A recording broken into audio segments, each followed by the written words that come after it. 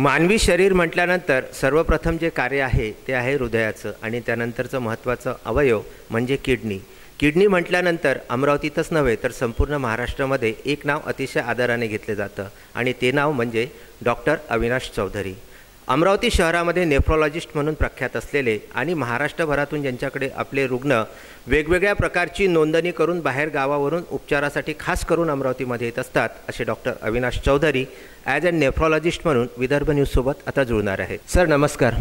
14 नोव्हेंबरचा हा जो आजचा दिवस आहे हा जागतिक मधुमेह दिवस म्हणून आपण पाळतो आणि अमरावतीमध्ये सुद्धा ही फार मोठी गेल्या 25 वर्षापासूनची परंपरा राहिलेली आहे.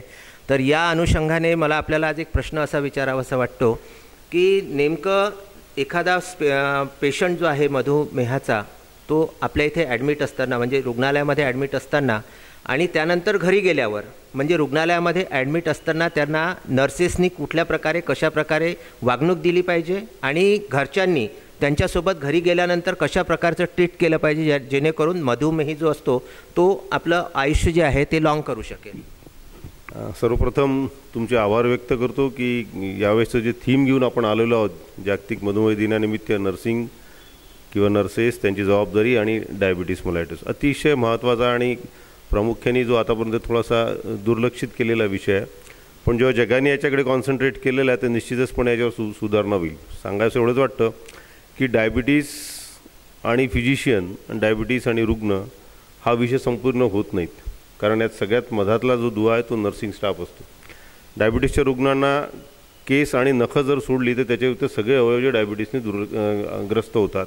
तर प्रत्येक गोष्टींची कशी काळजी घेतली पाहिजे हे आपल्याला जेव्हा ट्रेनिंग द्यावं लागतं तेव्हा आजकालच्या बिझी प्रॅक्टिसमध्ये तुम्हाला कोणीतरी मध्यस्थ लागतं, काउन्सिलर लागतं आणि ते म्हणजे नर्सिंग. नुसतं नर्सेसनी काउन्सिल करूनच चालत नाही. तर एखादा रुग्ण जेव्हा आपल्या इथे ॲडमिट असतो तर त्याचं शुगर मॉनिटरिंगपासून तर सगळ्यात महत्त्वाचं म्हणजे त्याचं हायपोग्लायसिमिया डिटेक्शन हे डॉक्टर करत नाही. त्या व्यक्तीला एखाद्या डायबिटीसमध्ये कॉमनेस्ट जर कॉम्प्लिकेशन जर कोणतं असेल जे लिथल कॉम्प्लिकेशन्स आहे ज्यांनी मृत्यू होऊ शकतो ते आहे हायपोग्लायसिमिया आणि हा डिटेक्ट केला जातो नर्सेसद्वारा.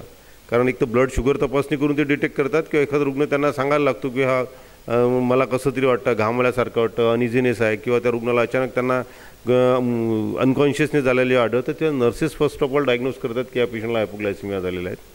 त्यामुळे सगळ्यात महत्त्वाचं जे कॉम्प्लिकेशन जर तुम्हाला कोणाच्या माध्यमातून अवॉइड करता येईल तर ते नर्सिंग केअरच्या माध्यमातून केलं जातं. नंबर 2 या रुग्णांना जेव्हा जेव्हा शुगर कंट्रोल करण्याची वेळ येतं तेव्हा फ्रिक्वेंट ज्याला आम्ही स्लायडिंग स्केल ब्लड शुगर म्हणतो ते sliding scale sugar properly manage करणं किंवा रिपोर्ट करणं डॉक्टरांना हे नर्सेसचं काम असतं. त्यानुसारच आपल्याला त्याचं टाईट ब्लड शुगर कंट्रोल केल्यानंतर त्याचे आपल्याला होणारे जे आघात आहेत किंवा ते दुष्परिणाम आहेत ते टाळता येतात. सो जेवढं नर्सिंगचं अटेंडन्स राहील, कॉन्सन्ट्रेशन राहील त्या रुग्णाकडे तेवढेच आपल्याला चांगल्या प्रकारचे रिझल्ट्स मिळतात. बाकीचे जसे किडनीचे आजार आहेत, किडनीचा आजार डायबिटीसमुळे झाला असेल आणि सगळ्यात पहिले आम्ही नेफ्रोलॉजी सांगतो की या पेशंटला पाणी पाजू नये. पण हे सुपरविजन कोण करणार? हे नर्सेस करतात. कारण जर सूज जर म्हटलं तर सूज म्हणजे पाणी आणि मीठ आणि त्याचा आहार ह्या सगळ्या गोष्टींच्या कॉम्बिनेशननुसार पेशंटला सूज येतं. तेव्हा आम्ही सिस्टरना ऑर्डर्स करतो की सिस्टर या व्यक्तीला इतकं सकाळ ते संध्याकाळ पाणी द्यायचं आणि संध्याकाळ ते सकाळ इतकं पाणी द्यायचं.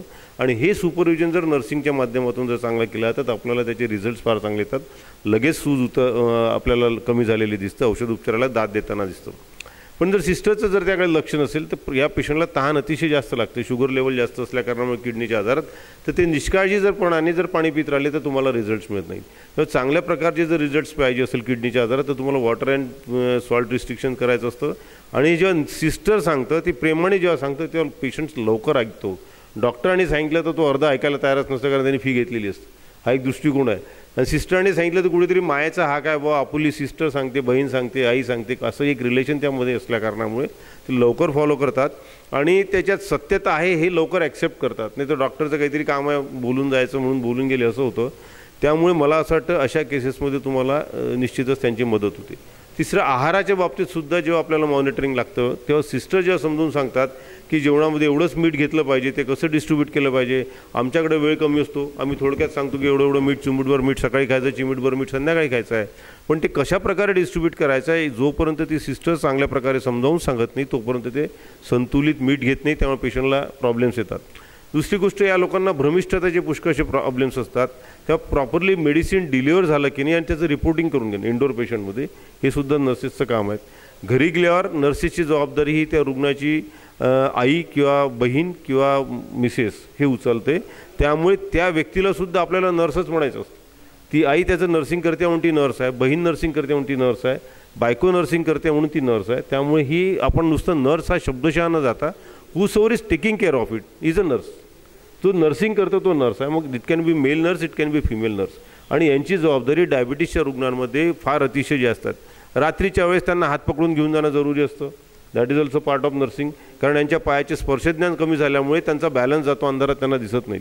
आणि रात्रीला वारंवार लघवी येत असल्यामुळे अनेक वेळा या रुग्णांना हेड इंजुरीज होतात, पडतात, कुठेतरी ठेच लागतं, पायाचे नखं उडतात. त्यामुळे त्यांना प्रॉपरली जर नर्सिंग केअर जर करत घेऊन गेलं तर निश्चितचपणे अशा प्रकारचे इंजुरीज टाळता येतात. मिक्च्युरेशन सिंकोप होतात, त्यांना बाथरूम करताना पडतात ते खाली. बाथरूममधले ॲक्सिडेंट्स फार कॉमन आहेत. तसेच आंघोळीचा प्रकार आहे. हाताचे सेन्सेशन गेल्यामुळे हात गरम पाण्यात हात डुबवतात हिवाळ्याच्या दिवसात आणि बोटं भाजून जातात, लक्ष नसतं. तर ही सुद्धा पार्ट ऑफ नर्सिंग केअर आहे की किती प्रॉपर टेम्परेचरचं पाणी त्यांना ऑफर केलं पाहिजे. उन्हाळ्याच्या दिवसातसुद्धा त्यांनी नंग्या पायाने बाहेर चालायचं नसतं. गच्चीवर काहीतरी वाट टाकलेलं असते, चालायला जातात, पाय जळून जातात, त्यांना माहीत पडत नाही.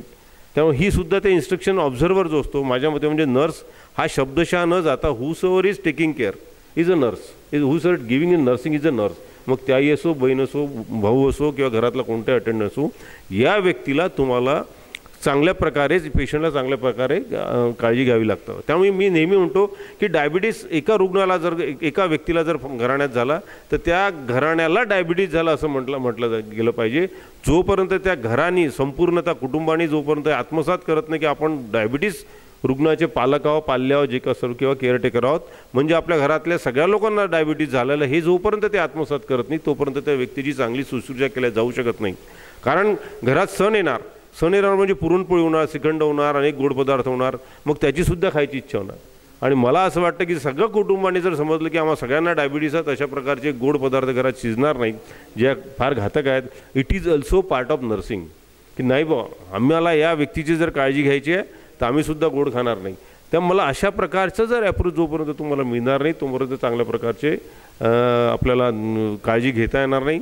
मग ती फूट केअर असो की आंघोळ करताना 2 बोटांच्या मधली जागा साफ करून घेणं is a part of nursing. रुग्णाला पुष्कळ करता येत नाही, ओल्ड एजमध्ये ते करू शकत नाहीत. पॅरालिसिस झालेल्या रुग्णांना त्यांचं फ्रिक्वेंट बेड चेंज करणं झालं पाहिजे, कारण ते पुष्कळ वेळा डायबिटिक रुग्ण करू शकत नाही, बेड्सवर लवकर होतात. स्क्रोटमवर इन्फेक्शन फार कॉमनली होतं. कॅथेटराईज असले तर त्यांना कॅथेटरच्या ठिकाणी इन्फेक्शन्स होत राहतात. त्यांची प्रॉपर नर्सिंग केअर हा मला असं वाटतं 80% भाग आहे. डॉक्टर फक्त ब्लड शुगर लेवल बघून डोजेस ॲडजस्ट करणार, त्याच्या व्यतिरिक्त ही जबाबदारी ही संपूर्णतः नर्सिंगची जबाबदारी आहे. आणि मी परत I repeat it, nurse doesn't mean पांढऱ्या कपड्यामध्ये असलेली स्त्री. Nurse means whosoever is taking care is a nurse, whether it is a male nurse whether it female nurse. ही अपॉइंटेड नर्स आहे की घरची व्यक्ती आहे काळजी घेणारी. So whosoever taking in nursing care is a nurse, आणि त्या व्यक्तीची मला असं वाटतं अतिशय जबाबदारी आहे. त्यामुळे कुटुंबाने हा आजार समजून घेतला पाहिजे. हॉस्पिटलमध्ये डायबिटीसच्या रुग्णाचे संपूर्ण डेव्हलपमेंट्स आहेत, प्लस मायनस, ह्यासुद्धा चांगल्या प्रकारे फिजिशियनला कम्युनिकेट केल्या गेल्या पाहिजे, तरच आपल्याला लवकरात लवकर त्याचं ब्लड शुगर कंट्रोल करून कॉम्प्लिकेशन स्टार्ट होईल. तर या अनुषंगाने या क्वेश्चन्सच्या माध्यमातून जे आपण यावेळी स्लोगन ठेवलेलं आहे, मला असं वाटतं अतिशय सुंदर स्लोगन आहे. आणि याच्यावर जर सगळ्या लोकांनी कॉन्सन्ट्रेट केलं तर एक व्यक्तिमत्व म्हणून नर्सेसची प्रतिमासुद्धा चांगल्या प्रकारे होईल, त्यांचा आपल्याला त्यांना उपयोगसुद्धा चांगल्या प्रकारे होईल, आणि रुग्णांनासुद्धा त्यांच्या सेवेच्या माध्यमातून प्रॉपर ती सेवा मिळेल.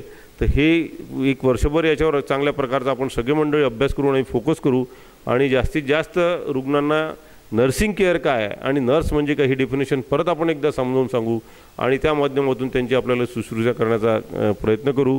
मी माझ्या शुभेच्छा या माध्यमातून सगळ्यांना देतो, डायबिटिक सोसायटीच्या सगळ्या ऑफिस बिअरलासुद्धा देतो, स्पेशली तुम्हालासुद्धा शुभेच्छा देतो. आणि डायबिटिक रुग्णांनासुद्धा सांगतो की try to understand what is nursing care. आणि तुम्हाला एक सोबत नर्स म्हणून जो असतो ते तुम्ही फक्त पांढरे कपडे बघू नका, घरचा व्यक्ती हा तुमचा नर्स आहे. तो कोणी असू शकतो, ती पत्नी असू शकतो, आई असू शकतो, बहीण असू शकतो, भाऊ असू शकतो, जो तुमचा केअरटेकर आहे, that is what is nurse. Inside the hospital is white dress, outside the hospital at home is your relative. Both are called as nurse. माझ्या डेफिनेशननुसार this may not be an acceptable one, but I personally feel this is a nurse and it has got its own significance, its own importance. त्याचं महत्त्व आहे आणि ते महत्त्व आपण, मला असं वाटतं, सगळ्यांनी राखायला पाहिजे. आणि त्याचप्रमाणे त्यांची ती डॉक्टरांच्या बरोबरीचीच एक जबाबदारी त्यांची आहे. मला बोलण्याची संधी दिली, माझा विषय मांडण्याची संधी दिली, त्याबद्दल आभार व्यक्त करतो. शब्दांना विराम देतो. धन्यवाद.